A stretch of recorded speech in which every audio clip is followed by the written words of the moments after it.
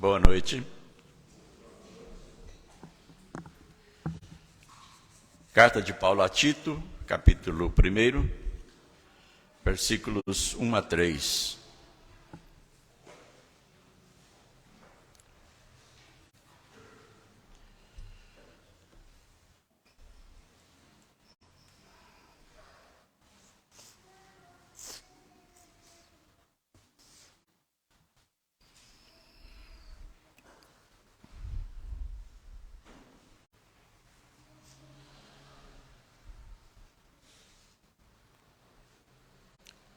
Tito 1, de 1 a 3, diz assim: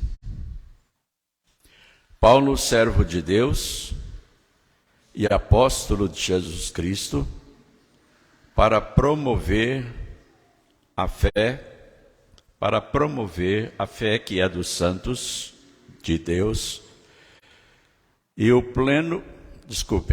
para promover a fé que é dos eleitos de Deus e o pleno conhecimento da verdade segundo a piedade, na esperança da vida eterna, que o Deus que não pode mentir, prometeu antes dos tempos eternos e, em tempos devidos, manifestou a sua palavra mediante a pregação que me foi confiada por mandato de Deus, nosso Salvador. Nós estamos desenvolvendo essa passagem desde o domingo passado, quando nós já falamos a respeito da fé e nós dissemos que a fé é aquele estilo de vida, de comunhão com Deus e uns com os outros, um estilo de vida sustentada pelo Espírito Santo de Deus, com poder. E essa fé é o que sustenta a nossa comunhão com Deus e a nossa vida perante Deus, de testemunho. É a nossa fé que nos sustenta a perseverança na palavra de Deus. Essa fé que foi derramada por Deus no nosso coração. É a fé dos eleitos e não de qualquer um, apenas dos eleitos. E então falamos a respeito dessa palavra, eleitos, que vem da doutrina da eleição, segundo as Escrituras, significando que nós fomos escolhidos, aceitos e identificados com Deus antes da fundação do mundo. É sempre bom estarmos conscientes disso. A eleição significa que nós fomos escolhidos, aceitos e identificados com Deus antes da fundação do mundo. Nós nascemos na eternidade.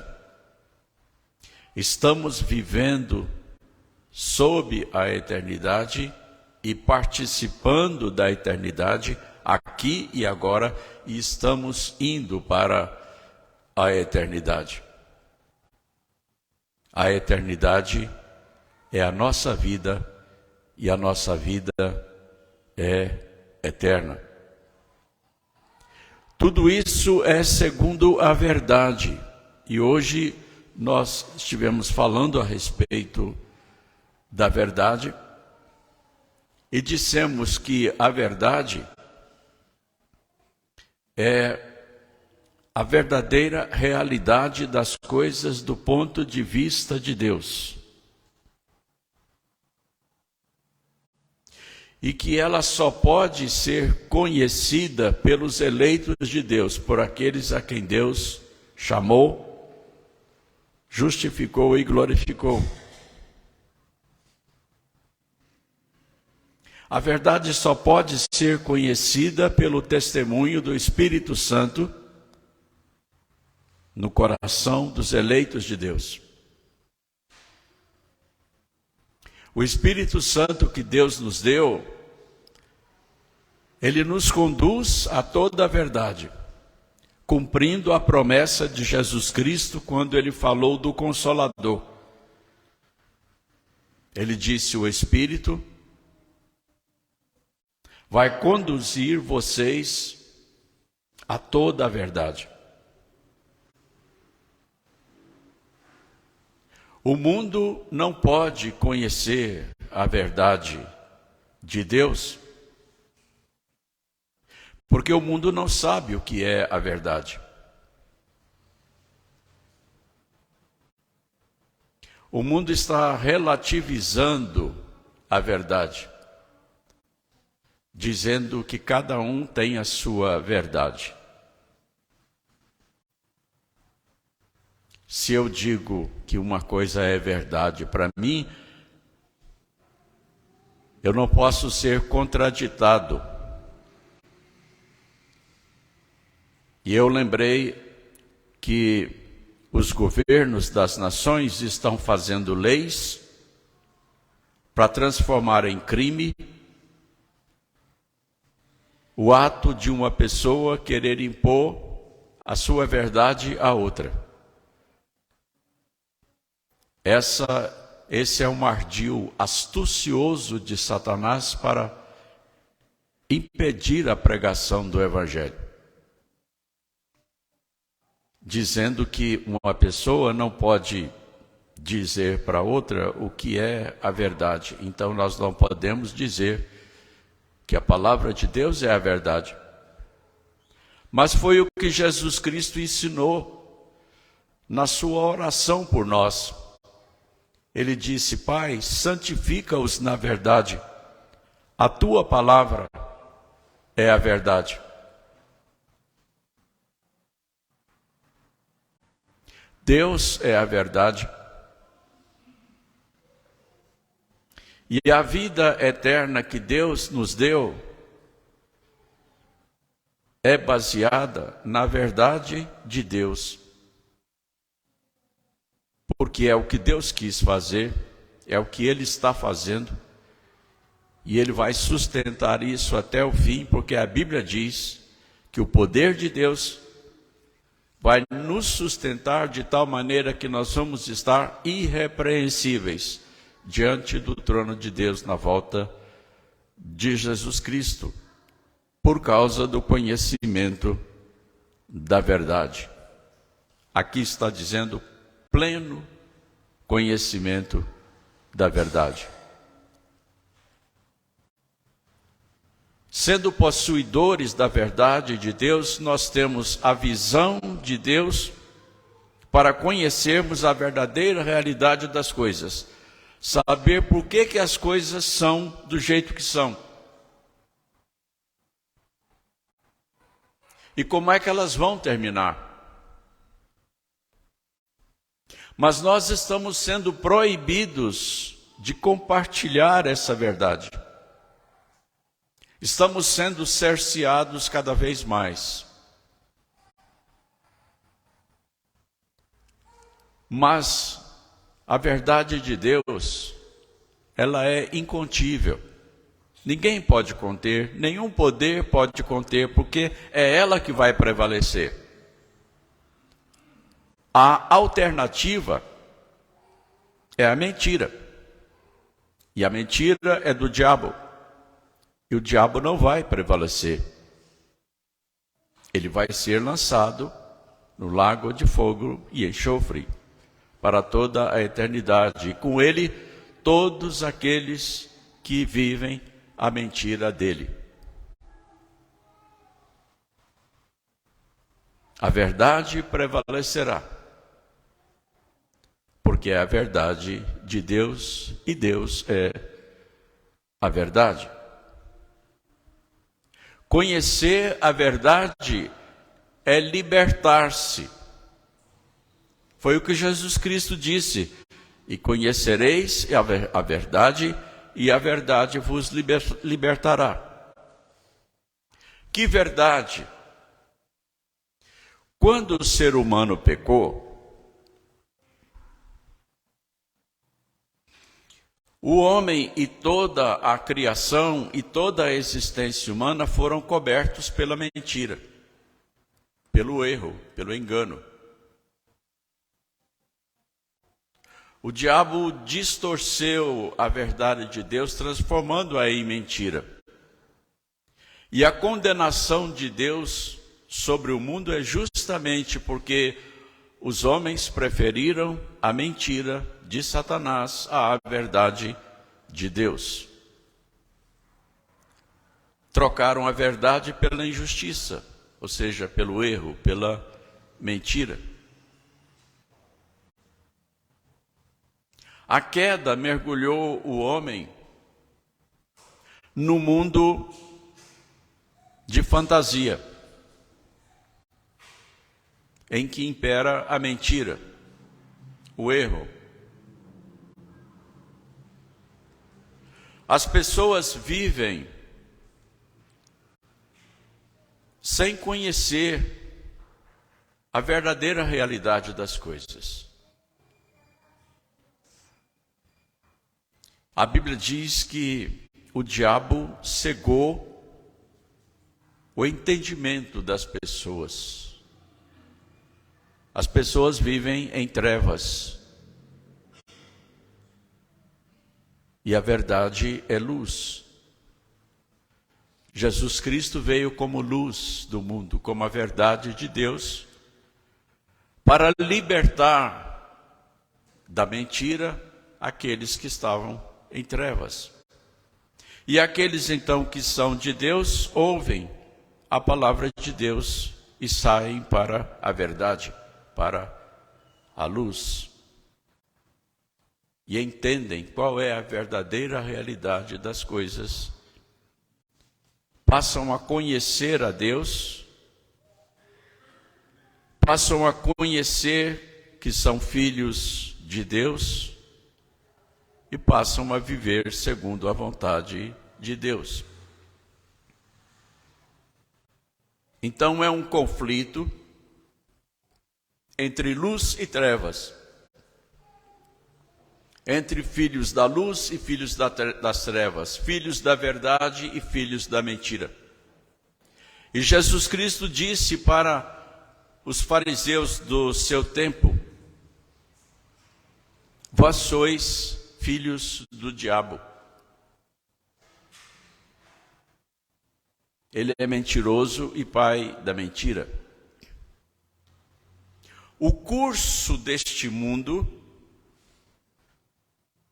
ele é todo baseado na falsidade, na mentira que Satanás pregou lá no Éden, enganando os nossos primeiros pais.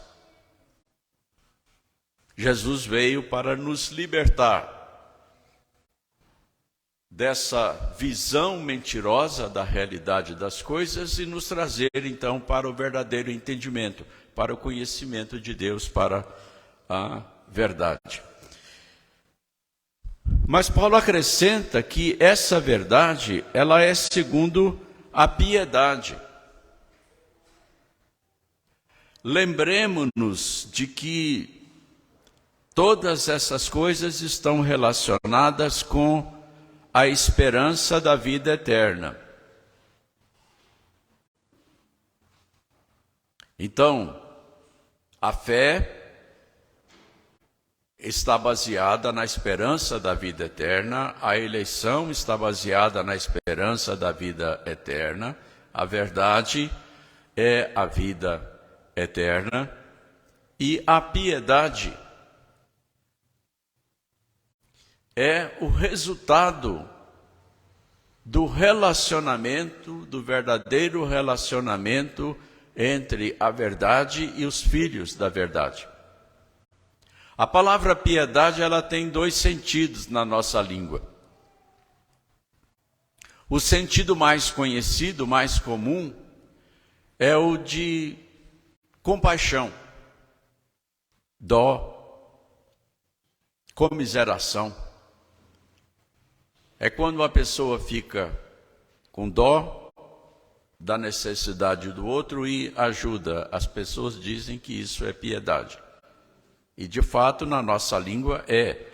Mas há o sentido religioso de piedade, que se refere a culto. E Paulo está falando aqui de piedade no sentido de comunhão com Deus. Porque a verdadeira realidade das coisas só pode ser conhecida através da piedade, ou seja, da comunhão com Deus, da dependência de Deus. A Bíblia diz: bem-aventurados os humildes de espírito. Esses humildes de espírito são aqueles que reconhecem a sua necessidade de Deus e se prostram diante de Deus para obedecer a Deus, para conhecer a verdadeira realidade das coisas. Reconhecem a sua incapacidade, a sua impotência de dirigir a própria vida e entregam a sua vida a Deus e passam a viver em comunhão com Deus. Essa é a piedade de que o apóstolo Paulo está falando.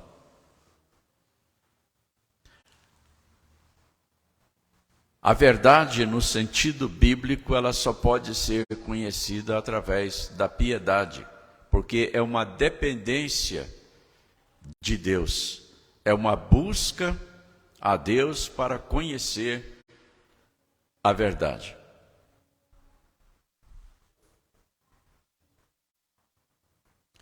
Portanto, o apóstolo Paulo foi chamado por Deus e enviado por Deus para promover a fé que é dos eleitos de Deus e o pleno conhecimento da verdade segundo a piedade, na esperança da vida eterna. Que Deus, que não pode mentir, prometeu antes dos tempos eternos. Vocês compreendem essa expressão? Antes dos tempos eternos? Já pensaram nisso? Alguém aqui, lendo essa passagem, parou para pensar o que significa isso? Dá vertigem. Porque quando a mente tenta alcançar aquilo que tem uma profundidade inalcançável, dá vertigem. Se nós formos considerar a simples letra aqui, nós vamos chegar à conclusão de que a eternidade teve um começo.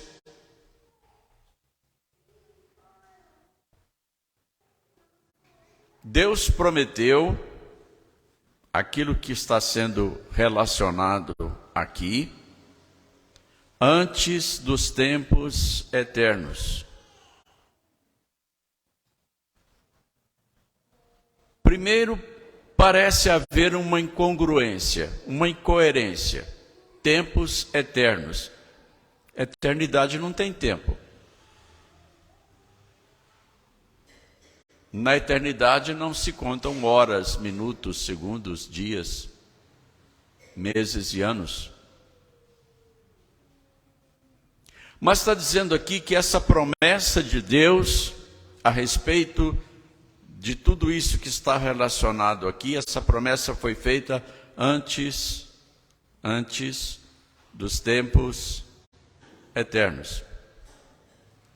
Tentem encadear essas palavras, e aí dá um nó. Antes dos tempos eternos. Havia alguma coisa antes da eternidade? A eternidade teve um começo.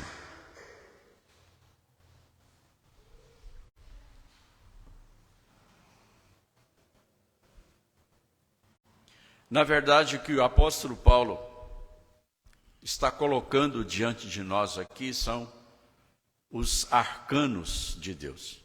A palavra arcano significa mistério insondável.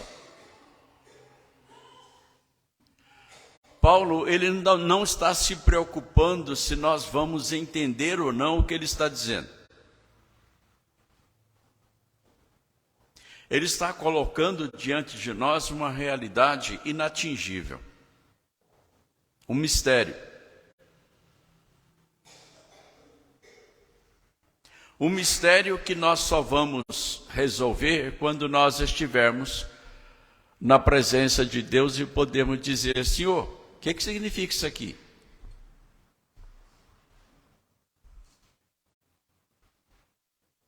Eu tenho muita pergunta para fazer lá. Eu acho que cada um de nós temos, né?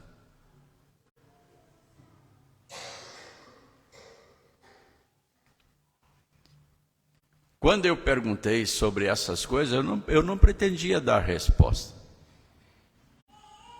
Porque eu não tenho. Eu não estava lá.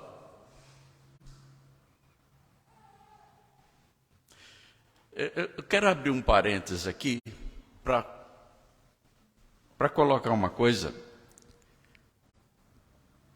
Para nós termos uma percepção do que está aqui diante de nós. Veja bem, a ciência diz que nós temos 1 bilhão de neurônios. Neurônio é a célula do cérebro.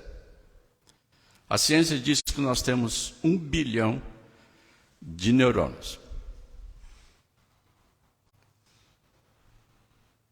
E que nós temos 4 quatrilhões de sinapses. Sinapses são as comunicações entre os neurônios.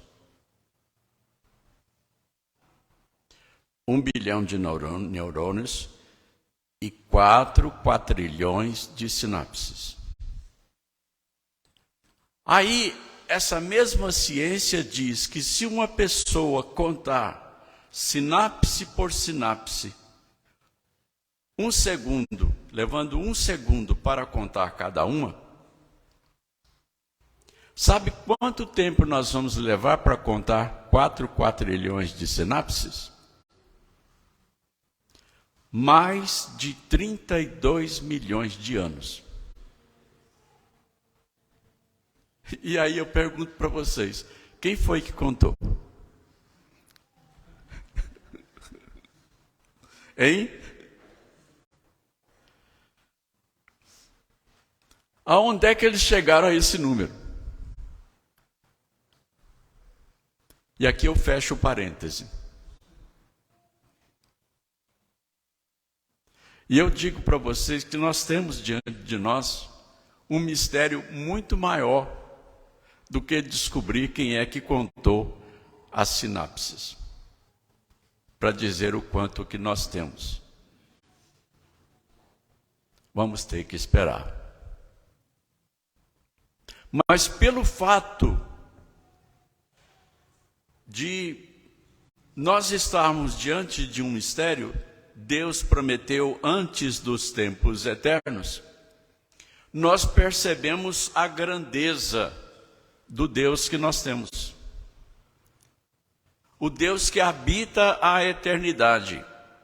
E a eternidade é algo tão misterioso que nós ficamos simplesmente embasbacados com os seus segredos, com os seus arcanos. Deus é eterno, isto é, Ele é sem princípio nem fim,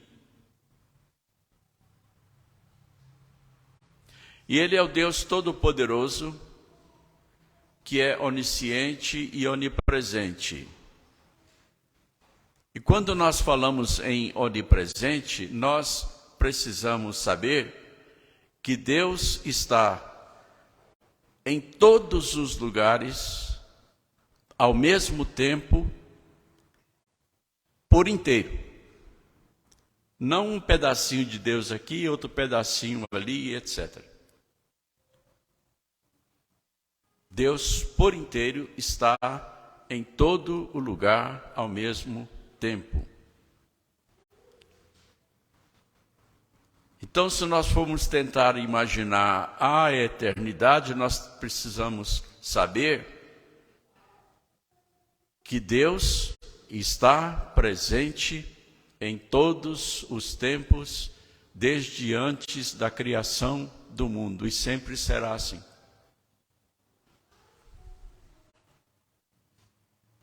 E Deus está aqui, agora,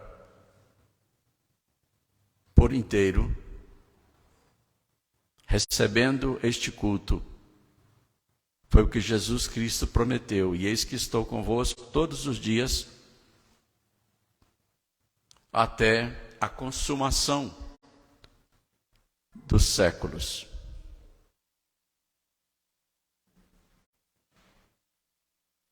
E nós podemos ter a certeza absoluta de que quando nós chegarmos na presença dEle, depois da volta de Cristo, no novo céu e na nova terra, Ele vai estar inteiramente às ordens para tirar as nossas dúvidas. Enquanto isso, o Espírito Santo de Deus, que nos conduz a toda a verdade, vai estar consolando os nossos corações, de tal maneira que o fato de não sabermos agora não vai nos trazer nenhuma ansiedade, nenhuma crise. Porque o Espírito Santo é Deus de toda consolação. E Ele faz com que o que Deus revelou, a verdade revelada, nos satisfaça. E finalmente, a palavra de Deus aqui nos diz que todas essas coisas nos são comunicadas pela pregação do Evangelho. O Deus que não pode mentir prometeu antes dos tempos eternos e em tempos devidos manifestou a sua palavra mediante a pregação que me foi confiada por mandato de Deus, nosso Salvador. Uma vez eu disse aqui que a pregação do Evangelho é como um bilhete ou uma carta que Deus enviou para nós, dizendo assim: olha, eu sou o Deus verdadeiro, eu sou seu Pai, seu Salvador, eu te escolhi antes da fundação do mundo para te dar a vida eterna. Só que essa carta, ela é bem grandinha, ela é bem extensa. Essa carta precisa ser lida e relida todos os dias, para que nós possamos conhecer a Deus e a sua verdade, saber o que Ele quer de nós. Aqueles que estão aqui, que já entregaram a sua vida a Jesus Cristo, já tiveram o seu coração transformado, sabem que o Deus que se revelou através desta carta, é verdadeiro. Já tem a experiência de que Deus é a verdade. Vivem pela fé dada pelo próprio Deus. Vivem uma vida de comunhão com Deus que é chamada de piedade. sabem que possuem a vida eterna e que estão seguros para sempre, porque o Espírito Santo foi dado por Deus como penhor e selo dessa salvação que Deus nos deu, e que Ele vai ficar conosco até ao resgate da propriedade de Deus que somos nós.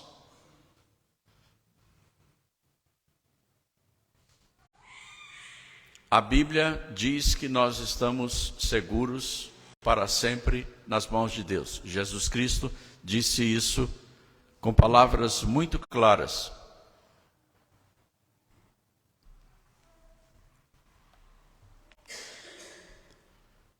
Essa carta, ela só pode ser entendida por aqueles que são iluminados pelo Espírito Santo. Jesus Cristo disse uma coisa extraordinária.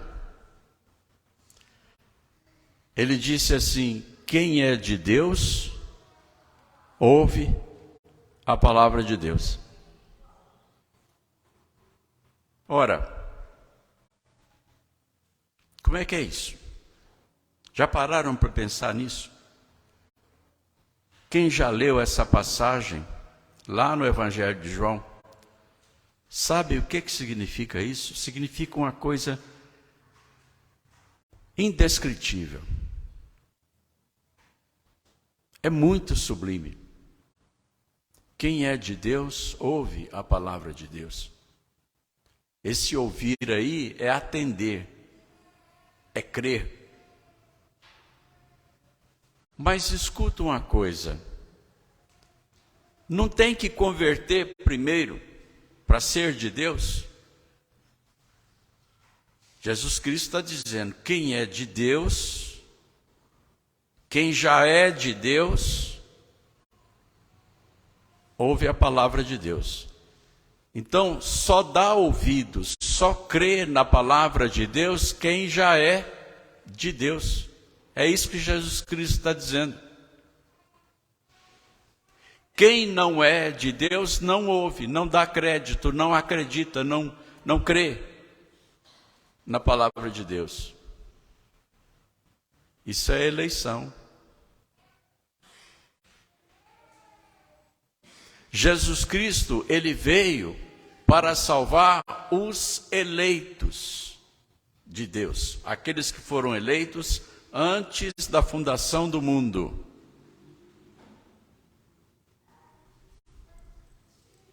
É isso que está dizendo aqui. É isso que Jesus Cristo disse. Porque quem não é de Deus, não ouve a palavra de Deus. Ou seja, eu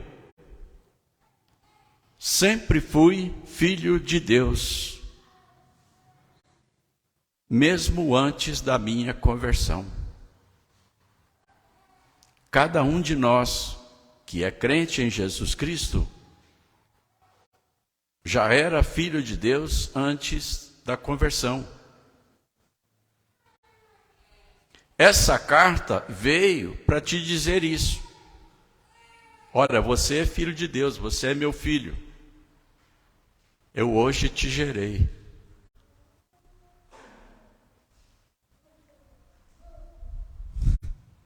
É por isso que a gente reconhece a Deus como Pai, porque a gente já era filho, já era da família, só não sabia.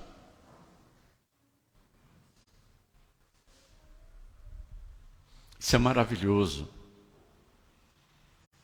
E Paulo está dizendo que o Evangelho é que comunica isso.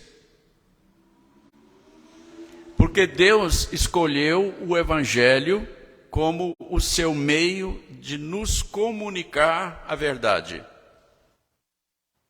de nos comunicar o conhecimento dele, nos dando o pleno conhecimento da verdade.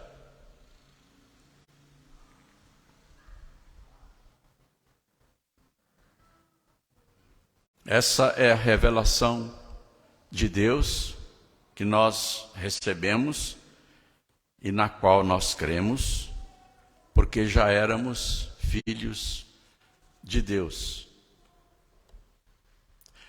A Bíblia diz que a nossa salvação, ela foi realizada na eternidade.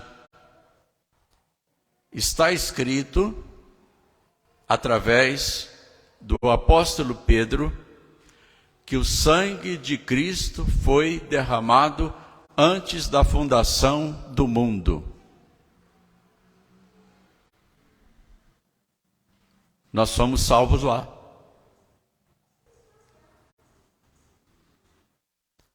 Mas Deus tem um dia na história da nossa vida, um dia, um mês, um ano, uma hora,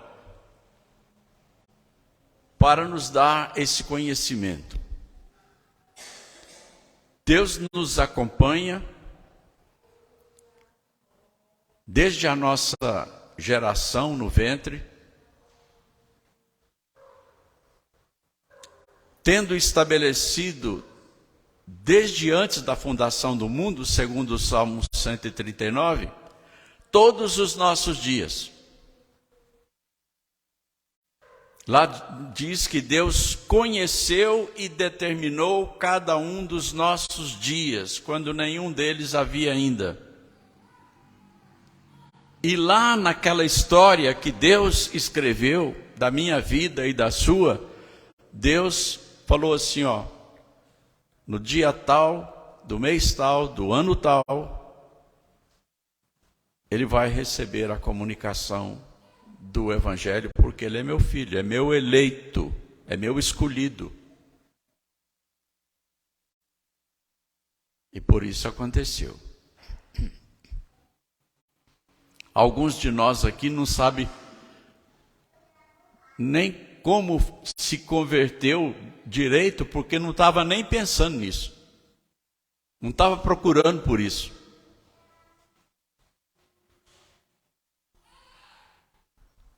De repente, foi atingido pelo poder e pela verdade de Deus, como o apóstolo Paulo, por exemplo, que estava numa missão de perseguição do Evangelho de Deus, quando foi alcançado pelo mesmo Evangelho.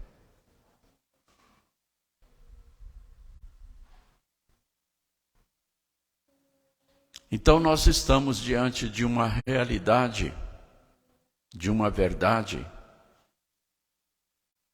que é insondável, mas é maravilhosa. E nós fazemos parte dela. Isso é glorioso. E Deus é digno de toda a adoração, de toda a gratidão.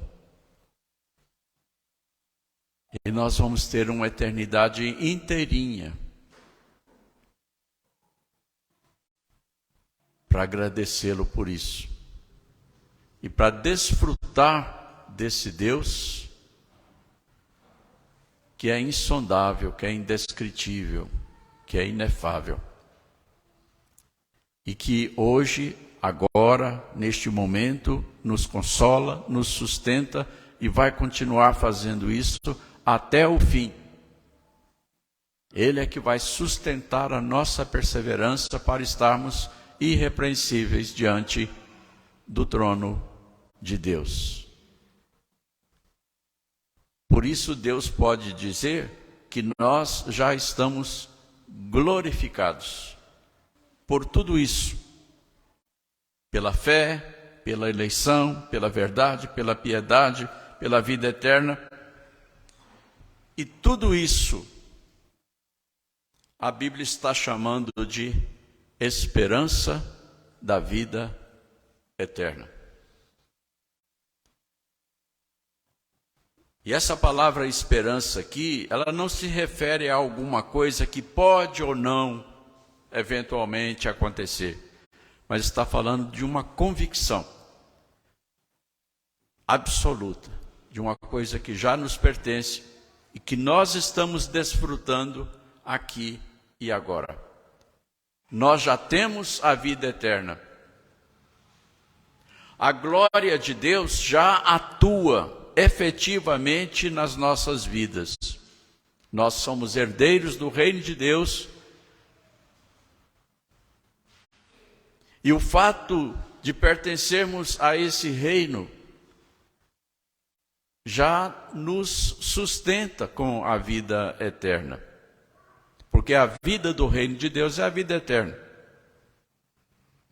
E nós já somos sustentados por esse reino. Já pertencemos a ele, somos súditos dele, somos herdeiros dele. Jesus Cristo disse que ao Pai agradou nos dar o seu reino.